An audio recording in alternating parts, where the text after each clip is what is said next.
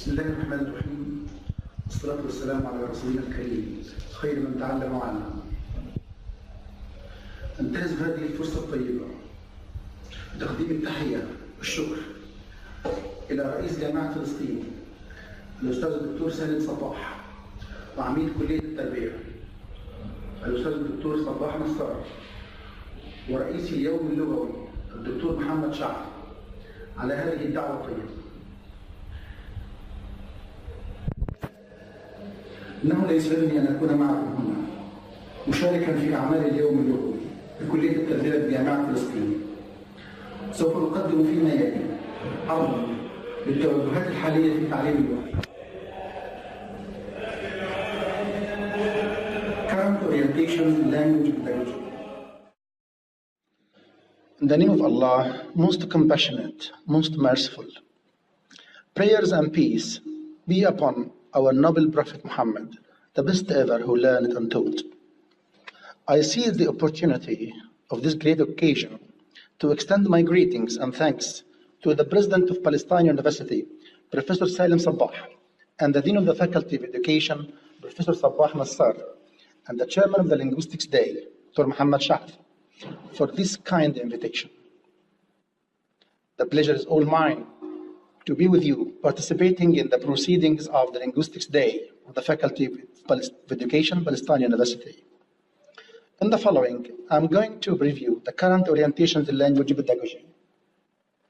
In a world of linguistic diversity and fast-paced changes brought about by globalization and technological development, teaching English professionals need to understand current socio-economic factors and their influence on English language teaching. The industrial societies of the past are giving way to a new post-industrial economic order based on globalized manufacturing and the application of science, technology, and information management. Consequently, this has increased disparity between those who control technological and media resources and those who lack technological access and know-how. This global economic order, termed informationalism, first emerged in the 70s following advances in computing technology and telecommunications. Informationalism has given rise to economic, social, cultural dynamics which are very different from those of the industrial era and which are shaped by an overriding contradiction between the power of global networks and the struggle for local identity. Simply put, people's lives are increasingly affected by international networks operating via financial markets, transnational corporations, and the internet, which impinge on traditional seats of authority and meaning, such as family, patriarchy, and nation. Advancing progressively, informationalism has had an important aspect on the field of teaching English. One of its consequences is the dominance of the communicative approach within the field of English language teaching, at least in theory, if not in practice. The increased global contact brought about in the new networked society through international tourism, business, scientific exchange, and media places a premium on the ability to communicate in lingua franca. The emphasis on the communicative approach on functional interaction rather than on the achievement of native-like perfection corresponds to the demands of the new society, in which English is shared among many groups of non-native speakers rather than dominated by the British or Americans. Implications for English language educators. Language and culture. First, English teachers will need to reconceptualize the link between language and culture. Why is it that our students learn in their English classes to talk about the British Parliament, but not about our local government institutions? Why do they learn to talk about British media and cultural artifacts? As Ben Orr noted, the goal of teaching English is to produce fully competent English-knowing bilinguals rather than imitation of native speakers. The purpose is not to aspire to become native speakers of English, but to focus on English as a means of communication. Secondly, English is not viewed as an end in itself, but as a means to learn content such as science and mathematics.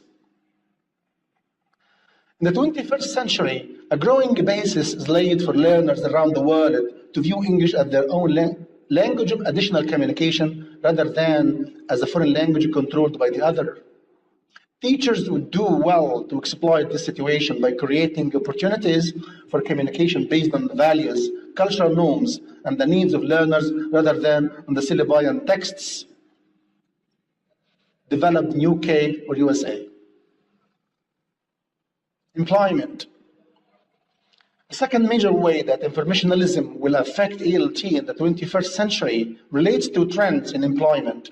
Simply put, the jobs that existed in the industrial era are disappearing and are being replaced by new types of job and work requirements.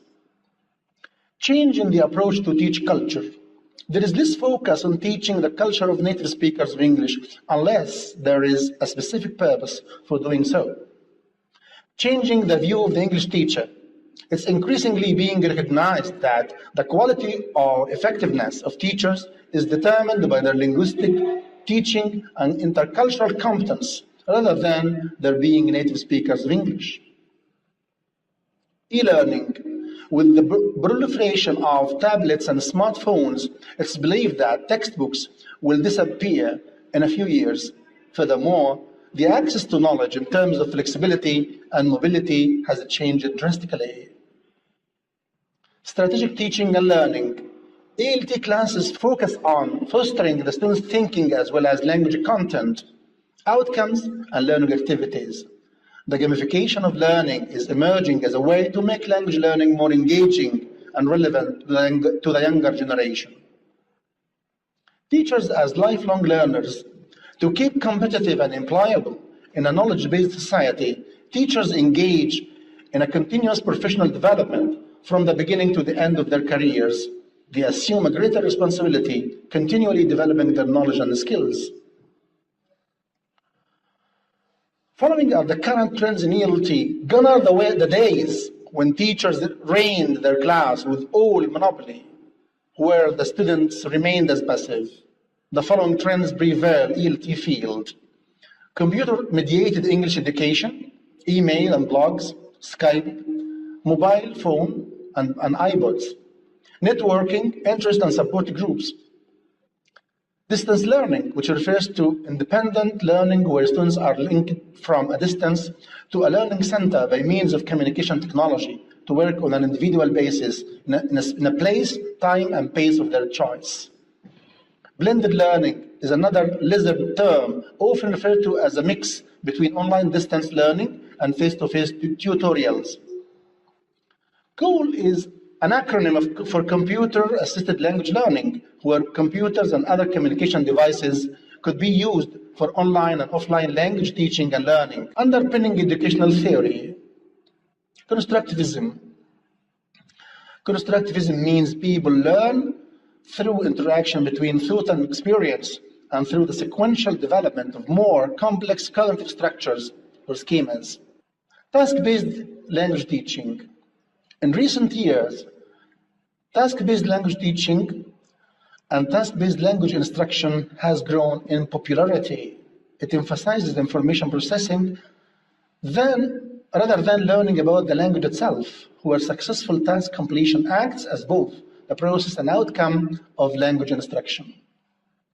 Literature circles. According to Daniels, literature circles involve a non-permanent grouping of students who choose to read and discuss the same texts. Students are assigned roles to fulfill and discuss before the group. When a reading cycle is complete, students form two groups to share other reading classes. Students form new groups to share other reading cycles. Daniels has set out 5 literature circles elements: discussion director, literary luminary, presentation plan, illustrator, and connector. Whole language teaching and instruction has recently become a trend in both foreign language and first language instruction. Whole language instruction refers to integration and active practice of the 4 language skills in a language classroom. Precisely, whole language instruction is a perspective toward teaching that recognizes the holistic nature of the four language arts processes: reading, listening, writing, and speaking. Soft skills. Research findings indicate while higher levels of educational attainment lead to higher earnings and lower unemployment, along with lower crime, better health, and greater civic participation, soft skills are key to academic and professional success. Non-cognitive factors predict workplace outcomes in addition to predicting academic success. Widely used soft skills. Critical thinking and problem solving. Generates good ideas, forms opinions based on logic and facts, understands different points of view, knows how to apply knowledge to solve problems. Motivation and work ethics. Works hard, goal-oriented, shows initiative, meets deadlines. Persistence and resilience. Remains calm under pressure, accepts feedback without getting defensive, overcome challenges and setbacks, does not give up easily. Leadership and teamwork.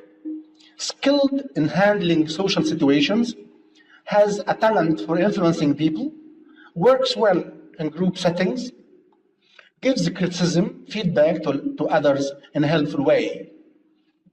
Communication skills, writes essays well, expresses ideas clearly in short written text, emails, notes, memos, expresses ideas clearly in oral presentations, effective at getting point across in conversations and discussions. Learner-centeredness and learners' needs, reflective practice and teacher learning, portfolio development for teachers, syllabus design, materials development, curricula. Conclusion. It's a key concept that should motivate TESOL professionals' understanding of English teaching in the 21st century. Second language speakers of English will use the language less as an object of foreign study and more as additional language of their own to have an impact on and change the world. They will use English together with technology to express their identity and make their voices heard. If the central contradiction of the 21st century is between global networks and local identities, English is a tool of both. It connects people around the world and provides a means to struggle and to give meaning to those connections. If English is imposing the world on our students, as we TESOL professionals can enable them through English to impose their voices on the world. It's imperative to understand the current trends and evaluative methods of the ELT. The theories and methods are constantly evolving the ELT. The teachers of the ELT are aware of the best practices in teaching and learning English and how they can be made beneficial to the students. It's possible for every child to learn English in the most enjoyable manner if it is supplied with the right kind of materials and the pedagogy produced by one's own native wisdom. For students to be successful in their careers, they must practice the knowledge, skills, and attitudes that are directly related to what they will encounter in the workplace. Whereas a century ago, native speakers of English greatly outnumbered second language speakers of English. A century from now, the relationship will be reversed. The traditional method lays more emphasis on the teacher himself and is teacher-centered. Repetitive practice, mechanical drills, and memorization are the hallmarks of the traditional methods. The authoritative role of the teacher, which pertains to the long-cherished traditional notion that pedagogic principles depend on how articulately the teacher teaches. Finally, I extend my thanks for your kind invitation. في نهاية كلمتي أتقدم بخالص الشكر على هذه الدعوة الكريمة التي أسعدني أن أشارككم في اليوم اللغوي بكلية التربية جامعة فلسطين الحبيبة. أشكركم على إتاحة الفرصة بأن أسهم بوضع لبنة في صرح نهضة أمتنا الغالية مع الأشقاء والزملاء. سدد الله خطاكم وبارك سعيكم. السلام عليكم ورحمة الله وبركاته.